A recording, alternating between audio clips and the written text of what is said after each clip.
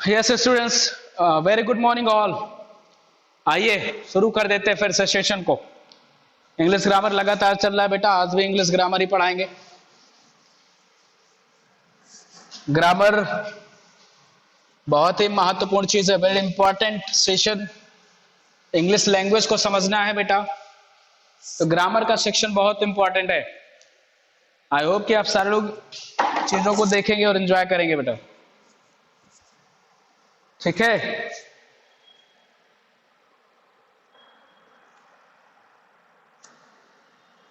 आइए बात करते हैं स्टूडेंट्स।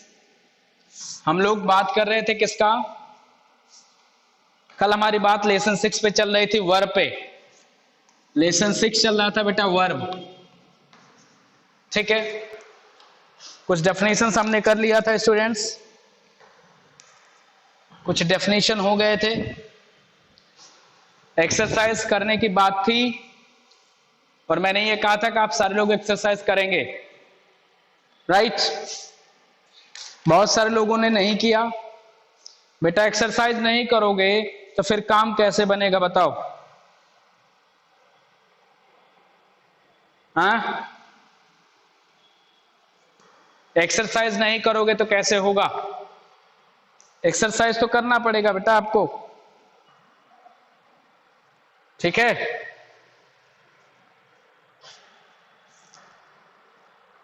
आइए थोड़ी सी बात हम लोग बेटा आगे करेंगे। एक्सरसाइज करके आपके व्हाट्सएप ग्रुप में आज भेज देंगे बेटा। एक्सरसाइज फर्स्ट का सलूशन आज आपको मिल जाएगा। एक्सरसाइज फर्स्ट का जो सलूशन है आज आपके व्हाट्सएप ग्रुप में मिल जाएगा बेटा, ठीक है। तो you don't worry about it. Exercise first का सॉल्यूशन आपके व्हाट्सएप ग्रुप में आ जाएगा। आइए बेटा थोड़ा बात कर लेते हैं। Transitive used as a transitive बेटा, अगली हेडिंग डाल दीजिएगा, intransitive used as transitive verbs. ये हेडिंग डाल दीजिए students, intransitive used as transitive verbs. Exercise first का सॉल्यूशन बेटा आज मिल जाएगा आपको, यू डोंट वरी। एक्सरसाइज पहले का सॉल्यूशन आज मैं व्हाट्सएप ग्रुप में आपके सेंड करूंगा। कुछ स्टूडेंट्स ने किया, लेकिन बहुत सारे स्टूडेंट्स ऐसे हैं जिन्होंने नहीं किया बेटा। ऐसा नहीं चलेगा, एक्सरसाइज ट्राई भी करिए आप सारे लोग, ठीक है।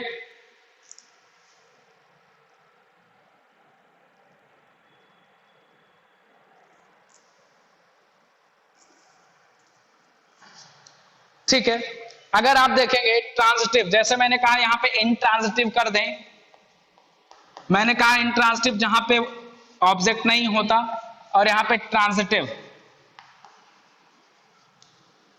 यहां पे बेटा ट्रांजिटिव और यहां पे इंट्रांजिटिव की बात होगी। देखिए स्टूडेंट्स, पहला देखेंगे इंट्रांजिटिव में एक सेंटेंस है, the girl rain down the street, the girl ran down the street। बेटा यहां ऑब्जेक्ट नहीं है, यहां पर ऑब्जेक्ट नहीं है।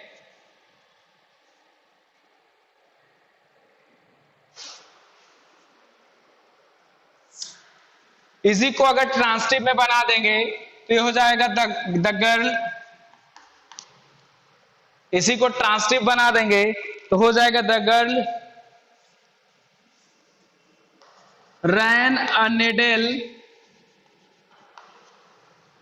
the girl ran a needle into her finger। यहां पे देखो बेटा ऑब्जेक्ट आ गया, यहां पे क्या आ गया? ऑब्जेक्ट आ गया। तो ऑब्जेक्ट जब होगा बेटा, तब कहीं ना कहीं जाकर के ट्रांसटिव बन पाएगा। अगर सेंटेंस में ऑब्जेक्ट नहीं है तो वो इंट्रांजिटिव ही रहेगा स्टूडेंट, इंट्रांजिटिव ही रहेगा। इसलिए क्या होना चाहिए? ऑब्जेक्ट का रहना जरूरी है बेटा।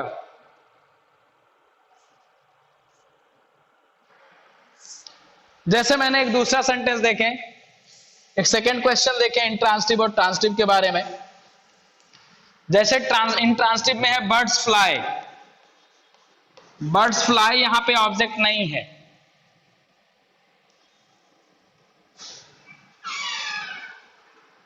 तो यहां पे लिख दें the birds fly in the sky.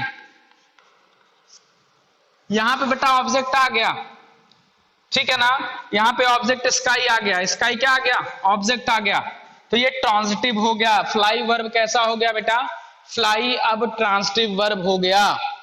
तो ट्रांजिटिव बनाने के लिए ऑब्जेक्ट का होना जरूरी है, ट्रांजिटिव बनाने के लिए बेटा ऑब्जेक्ट का होना जरूरी है, ये चीज आपको ध्यान रखना है।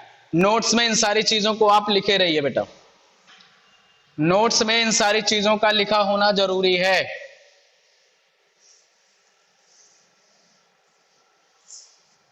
क्लियर?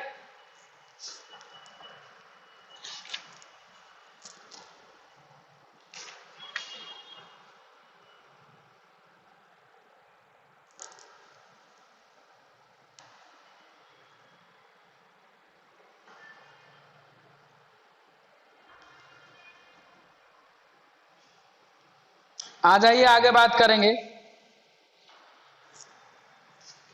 स्टूडेंट्स, आगे हम लोग बात करेंगे थोड़ा सा finite and non finite verbs.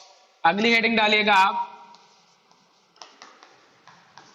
Finite and non finite verb. Student finite और नॉन फाइनाइट वर्ब की बात करेंगे कि फाइनाइट और नॉन फाइनाइट वर्ब क्या होता है।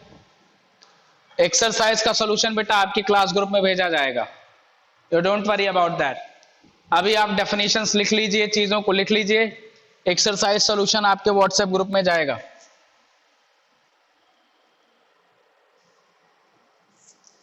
आइए पहली हेडिंग डालेंगे finite verb.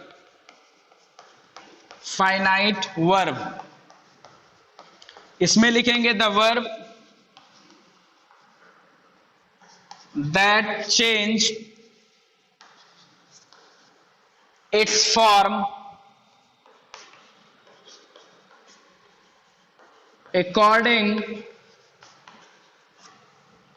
according subject and tense, subject and tense. Subject और टेंस के अकॉर्डिंग जो वर्ब अपने फॉर्म को बदल लेते हैं बेटा वो फाइनाइट वर्ब कहे जाते हैं। सब्जेक्ट और वर्ब के अकॉर्डिंग जो भी वर्ब अपने फॉर्म को बदल लेते हैं वो फाइनाइट वर्ब कहे जाते हैं बेटा। सीधे एग्जाम्पल, आइए एग्जाम्पल देखेंगे। सी स्पीक्स इंग्लिश, यहां देखो बेटा ये स्पीक होना चाहिए लेकिन स्पीक से अकॉर्डिंग टेंस हो गया है तो ये फाइनाइट वर्ब है। टेंस के अकॉर्डिंग स्पीक्स हो गया है तो ये फाइनाइट वर्ब है बेटा। This is finite verb.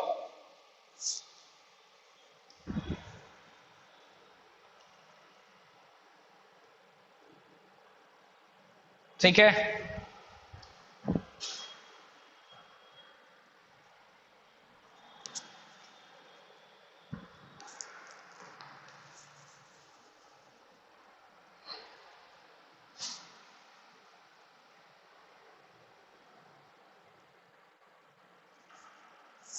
ठीक है। तो जो टेंस के अकॉर्डिंग और सब्जेक्ट के अकॉर्डिंग वर्ब्स आते हैं वो फाइनाइट वर्ब हैं। और भी एग्जांपल देखेंगे जैसे सी सिंग्स, रवि वेंट ना, सर टीचर्स, ये बेटा फाइनाइट वर्ब है सारे। कैसे वर्ब है यहाँ पे जो वर्ब आ रहा है ना वो फाइनाइट वर्ब है। जो भी वर्ब आ रहे हैं बेटा वो फाइनाइट वर्ब है। यहाँ पे जो भी वर्ब आ रहा है वो फाइनाइट वर्ब है।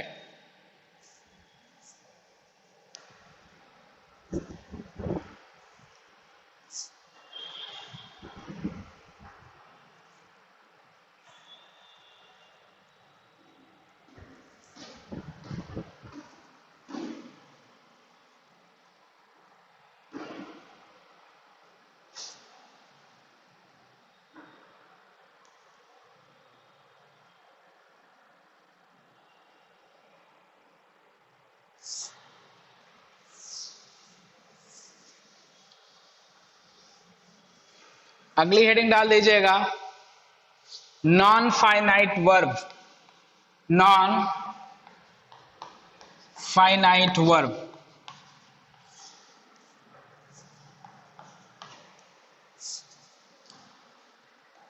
Non finite verb.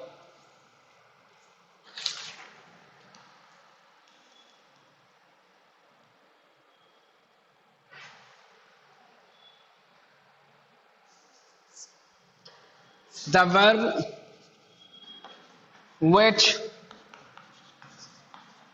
do not depend on subject and tenses।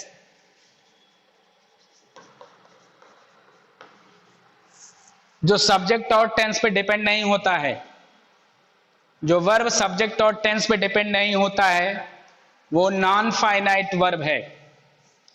जैसे मैंने कहा आई लाइक डांसिंग, यहां पे डांसिंग बेटा नॉन फाइनाइट वर्ब है। डांसिंग नॉन फाइनाइट वर्ब है।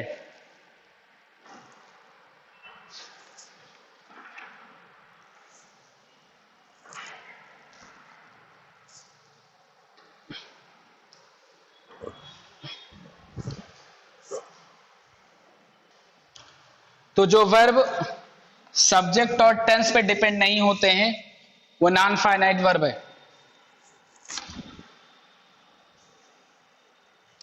बेटा आज की क्लास में इतना ही कर रहे हैं। आज की क्लास में बेटा इतना ही कर रहे हैं। Thank you very much everyone.